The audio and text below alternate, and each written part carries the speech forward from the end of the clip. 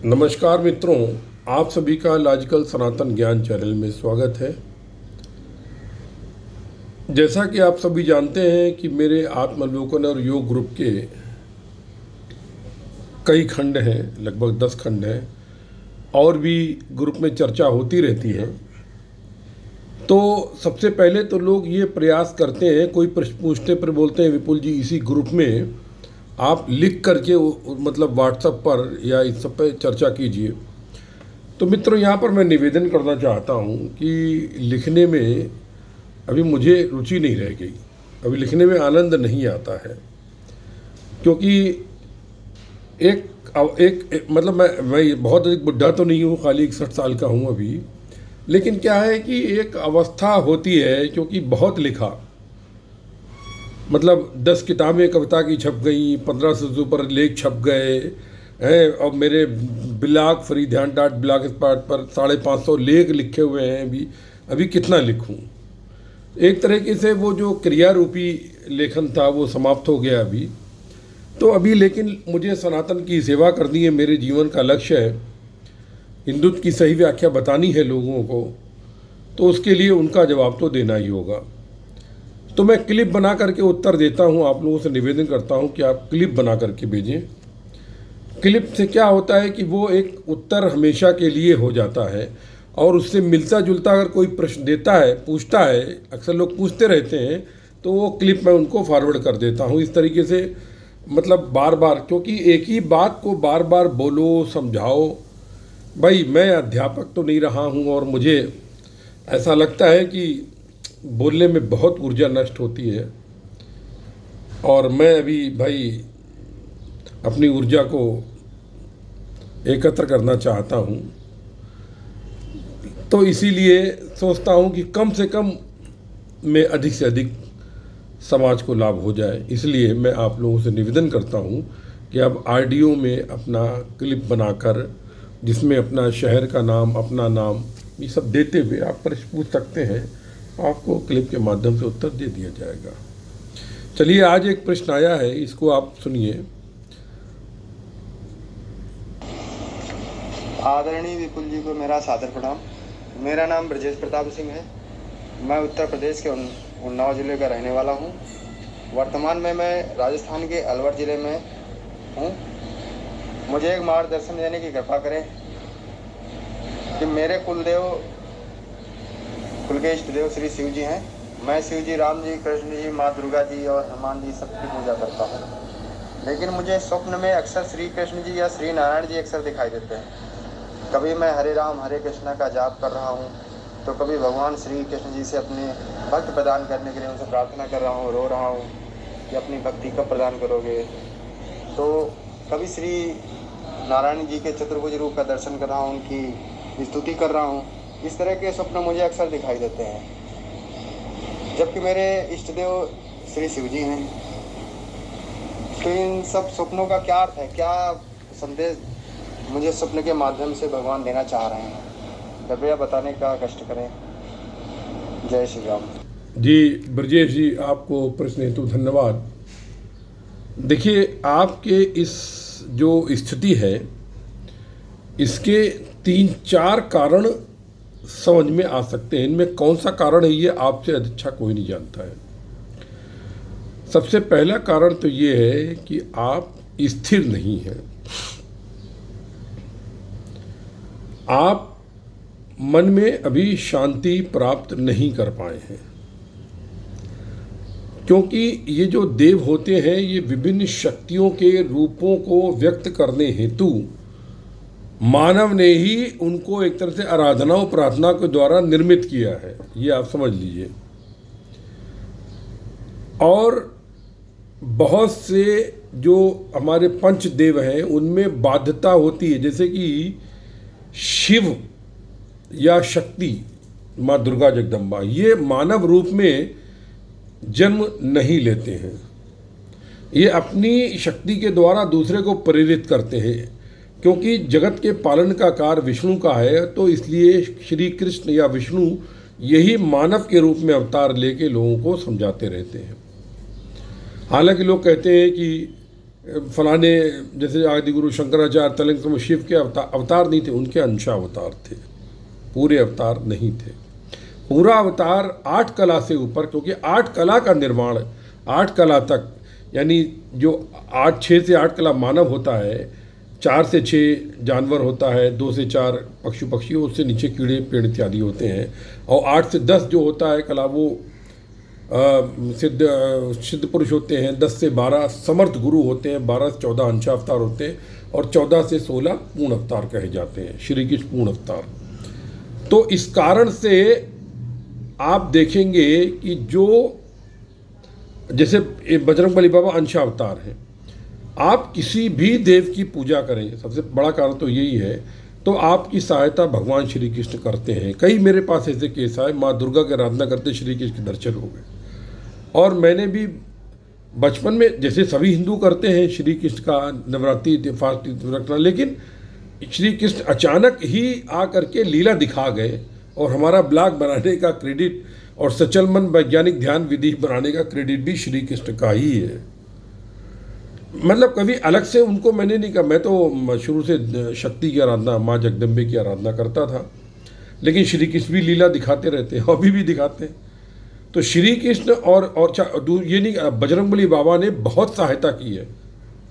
आपको यकीन नहीं होगा, मैं शबरीगिरी में था, बिटिया को शबरीगिरी शक्तिनगर BRC कॉलोनी में था, तो वहाँ पर मेरी बिटिया को छोड़ ले जाना था, कार स्टार्ट नहीं हो रही थी। तो मैंने कहा अच्छा धक्का लगाओ, जय बजरंगबली बोला, कार स्टार्ट हो गई। कई घटनाएं मैंने अपने जो वृत्तांत अपना freeध्यान.belga.com में जो एक वैज्ञानिक की अविश्वसनीय स्वकथा 13 अंकों में दिया, उसमें मैंने बजरंगबली बाबा ने किस तरह सहायता करी इसका वर्णन किया है। तो ये जो कृष्ण और बजरंगबली बाबा, भैरव बाबा, ये हर व्यक्ति की जो भक्त होता है, जो सकाम भक्ति, मतलब में जो साकार में, मतलब द्वैत भाव से साकार भक्ति करता है, उसकी सहायता अवश्य करते हैं, जाने अनजाने उसको मालूम नहीं पड़ता, सहायता हो जाती है। तो दूसरा क्या होता है, एक ये तो एक सर्वव्यापी कारण है। दूसरा क्या है, जैसे कि आपकी अवस्था बताई, मतलब एक साधे सब सदे, सब साधे सब खोए। आप घूम घूम के जो आराधनाएं कर रहे हैं, कभी राम, कभी शिव, कभी कृष्ण, ये मैं गलत तो नहीं कहूँगा, क्योंकि ईश्वर का नाम किसी रूप में फलित होता है, लेकिन यदि आप किसी एक को लेकर के, इसीलिए मैं कहता हूँ कि सचल मन वैज्ञानिक ज्ञान विधि में इष्ट मंत्र करो। इष्ट वो जिसको, जो आपका कुल देव हो, या फिर आपका जैसे कि जिसको आप हमेशा संकट में याद करते हो, जो आपको सपनों में दिखता हो, जो आपको बहुत अच्छा लगता हो।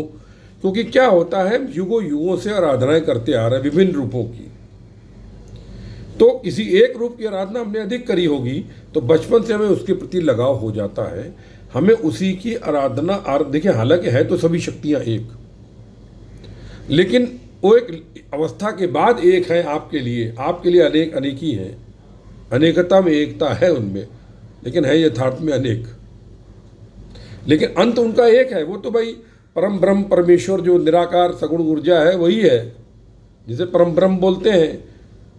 और जो नर और नारायण की जो उत्पत्ति हुई, नर भी नारायण के समान शक्तिशाली था, वहीं से हुई। ये भी मैंने अपने क्लिपों में तमाम बातें बता रखी हैं। तो आप जो हैं, आपने बताया आपके कुलदेव शिव हैं। देखिए, शिव राम जी के आराध्य हैं। राम जी ने कहा शिव दो ही मुझे मम कहाँ प्यारा, और राम कृष्ण ये सब विष्णु के, नारायण के अवतार हैं। ठीक है, सपने में देवों का दिखाई देना, आराधना करना, ये आपकी आध्यात्मिक दशा को दर्शाता है। ये आप ईश्वर पर यकीन करने वाले एक आध्यात्मिक पुरुष हैं, इसलिए आपको सपनों में दर्शन होती। बहुत अच्छी बात है, ये होना चाहिए। ये आध्यात्मिकता के लक्षण होते हैं कि अवचेतन मस्तिष्क में भी आपको अपने ईश का, प्रभु का स्मरण रहता है। बहुत अच्छी बात है ये। लेकिन आपने बताया तमाम, तो देखिए ऐसा है कि आपसे मैं आपको सलाह दूंगा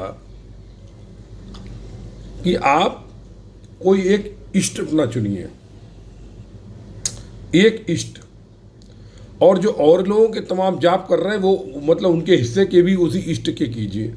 आप देखेंगे वो इष्ट ही एक से अनेक बन जाता है, और एक अवस्था के बाद आपका ये मंत्र भी छूट जाएगा। आप मुझे कुछ शब्द बोलेंगे, वो सभी देवों को चला जाएगा। तो ये अवस्था होती है। उसके बाद जैसे कि मंत्र करते, मंत्र भी एक सीमा तक है, उसके बाद मंत्र भी गौड़ हो जाता है। मंत्र जगत के लिए होता है, जगत में उसके उन सबके लिए बेसिकली। और तंत्र के मतलब तकनीकी होती है। मन तंत्रा, मन के द्वारा जो अवस्था, वो मंत्र तंत्र, हाथ पैर शरीर के द्वारा भौतिक रूप में जो तकनीकी के द्वारा वो तंत्र हो जाता है। तो आप एक ही का मंत्र करें जो आपको अच्छा लगे। लेकिन एक बात ये याद रखिए कि अगर राम जी का आप मंत्र करते हैं या तो आपको शिव का मंत्र करने की भी आवश्यकता होती है। पहले शिव को प्रणाम करें फिर राम को, क्योंकि राम ने शिव को अपना आराध्य घोषित कर दिया है, अपने को गुरु तुल्य माना है शिव को एक तरीके से। तो नॉर्मली जाप करने की जो प्रक्रिया होती है, सबसे पहले आप गणेश को नमन करें, उसके बाद यदि आपके गुरु हैं तो आप उस गुरु को नमन करें, और उसके बाद आप जिस देव का चाहें उसकी आराधना करें। ये तरीका होता है। तो इसमें ऐसी कोई घबराने की बात नहीं है। जैसे किसी ने लिखा साइकोलॉजिकल, मुझे बहुत कस के हंसी आई कि लोग कुछ भी उत्तर देते हैं। तो आध्यात्मिकता खुद एक साइकोलॉजिकल ही है सर। मानो तो गंगा माहूं, ना मानो तो बहता पानी। मानो तो मैं सर्वव्यापी हूँ, सर्वत्र हूँ, ना मानो तो अलग ही बात है, मैं कुछ हूँ ही नहीं, और ना मानो तो मैं सभी कुछ हूँ अहंकारवश। तो ये मनुष्य की अवस्थाएं हैं, सोचने की स्टेजेस हैं कि कहाँ पर जा करके आप क्या सोचते हैं। हाथों में पेंट लगा हुआ है, अभी पेंट वो नहीं मिल रहा है। कोई काम कर रहा था अपने पौधे का, पता नहीं कहाँ से पेंट का डिब्बा आ गया, हाथों में पेंट लग गया। ये देखो अभी कुछ वो चना रह नहीं घर में, इसलिए दाग पड़ा हुआ है और कुछ नहीं है। तो ये जो है अवस्था है आपकी, अच्छी अवस्था है, तो उसकी घबराने की बात नहीं है। लेकिन आपको यदि संभव हो तो आप एक इष्ट मंत्र चुनें, उससे सचल मन वैज्ञानिक ध्यान विधि करें, और उसके बाद उस इष्ट मंत्र का सतत निरंतर निर्बाध मन जाप करते रहें। आप देखेंगे वो मंत्र आपको कहाँ से कहाँ पहुँचा देता है। कुछ भी करने की आवश्यकता नहीं है। जैसे कि देखिए, आराधना के दो मार्ग मैंने आपको कई क्लिप में समझाया है। आराधना के दो मार्ग, एक है भक्ति मार्ग, जो द्वैत से होते हुए अद्वैत का अनुभव जाते हुए योग और ब्रह्म ज्ञान देता है। दूसरा हठ योग, जो कि षष्टांग है, सप्तांग है, अष्टांग है। ये हठ योग करते हुए आप सीधे अद्वैत का अनुभव, मतलब द्वैत यूँ आप जा रहे हैं भक्ति योग में और फिर द्वैत का अनुभव करके फिर आप जा रहे हैं, इसमें आप सीधे अद्वैत का अनुभव करके चले जाते हैं। लेकिन वहाँ पर आप भक्ति के रस से वंचित हो जाते हैं, और भक्ति के रस का जो आनंद है वो वही जानता है जो कि जिसने उसको अनुभव किया है। महिमा अपरंपार है भक्ति के रस की, रसी रस है, इसलिए राम रस, रस रस, उसी रस को श्री कृष्ण रास के रूप में रचाते हैं। रस, रास मतलब क्या है? रास, रस, रस की धाराएं, वो प्रेम के रस की धाराएं प्रभु अपनी गोपियों को देते हैं, और उनके अंदर जो प्रेमाश्रु देते हैं उनकी अपनी अलग ही अनुभूतियाँ हैं, वो अलग ही विषय है। मैं समझता हूँ आपका ये आपको क्लियर हो गया होगा अभी ये कि ये बहुत अच्छी अवस्था है आपकी। लेकिन आप एक ही को अपना जो आप इष्ट चुने। अच्छा, इष्ट चुनने का अगर आपको नहीं समझ में आता तो आप एक काम करें, सभी देवों की, अगर आप भ्रमित हो रहे हो, सभी देवों की आप पुड़िया बना लें। जो आप पूजा करते हैं, एक पुड़िया में नाम लिख लीजिए, पुड़िया को बंद करके धर दीजिए, और आँख बंद करके प्रभु को स्मरण करके एक उसमें से पर्ची उठा लीजिए, मतलब पर्ची बना लीजिए। मतलब पुड़िया मतलब क्या, पर्ची बना लीजिए। पर्चियाँ उनको मोड़ के रख लीजिए, आँख बंद करके आप पर्ची उठाइए। जो पर्ची आपकी उठे